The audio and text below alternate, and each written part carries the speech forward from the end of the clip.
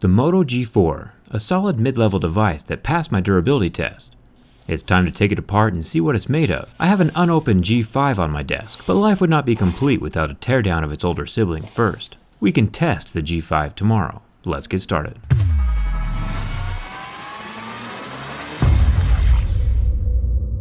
It's a pleasant change when I finally tear down a device that isn't glued shut.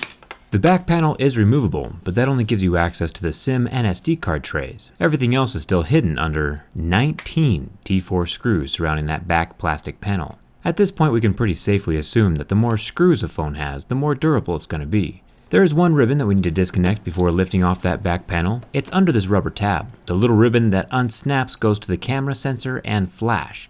The two gold tabs on the opposite side go to the earpiece. I'll show you that in just a second. Now this tape does not come off in one piece, so if you do swap out your screen or battery, it's going to be easy to tell that someone has been inside of your phone.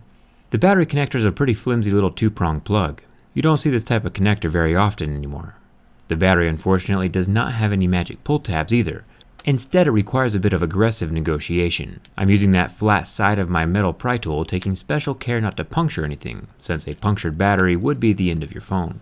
This guy is a 3000 mAh, which is actually the same size as the new Galaxy S8. Interesting.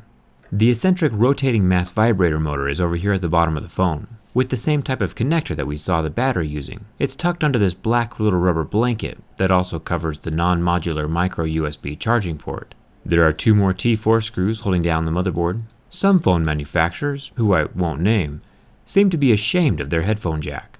But we have Motorola over here rolling out the red carpet on top of theirs. Thumbs up for the red decorations, Motorola. It's actually got a really interesting design. This headphone jack, it easily pulls out, leaving a ribbon with gold contact pads inside the little hole in the frame. Totally modular.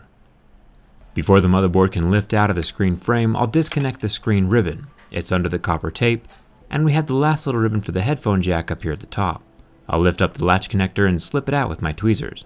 Before we look at the screen, let's talk about the main board. Specifically, the cameras. The front camera has a little bit of gold tape covering the latch connector. I'll set that off to the side next to the water damage indicator.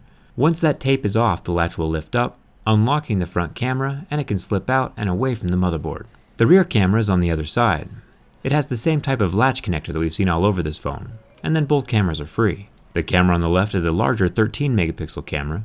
This camera only shoots in 1080p, but since most TVs and computers are still displaying 1080, that's fine for the moment. It's just not future-proof. The iPhone 6 only shoots in 1080p as well, and a lot of people are still using those phones. The front-facing camera is 5 megapixels. Neither of them have optical image stabilization. Now remember that huge speaker grill on the front of the phone? This is pretty interesting actually. Take a look at this tiny speaker back here. Talk about compensating. I'll rip out the extremely large speaker grill material so we can see exactly what's going on. There are a few screw holes, but the speaker is literally only shooting out of that far left side of the grill. Such a strange placement. It's not even in the center. It's such a small speaker for such a large hole. Maybe the sound is supposed to echo down that chamber or something. Kinda weird. Either way, this is the replacement screen now, and like always I'll be including replacement parts in the video description. Luckily the Moto G4 screens are pretty cheap now.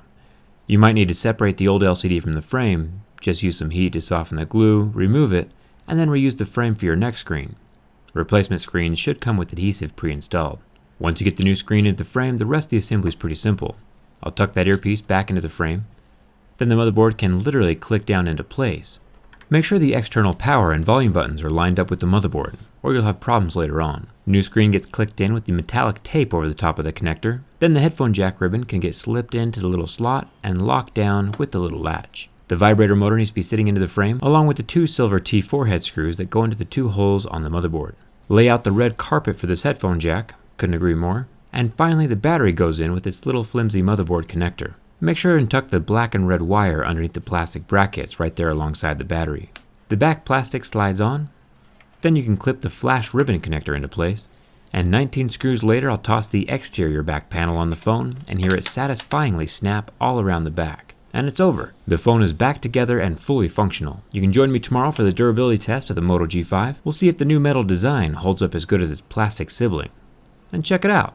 I just did a whole repair video without once saying the word Lego. And never mind. Thanks for watching. I'll see you around.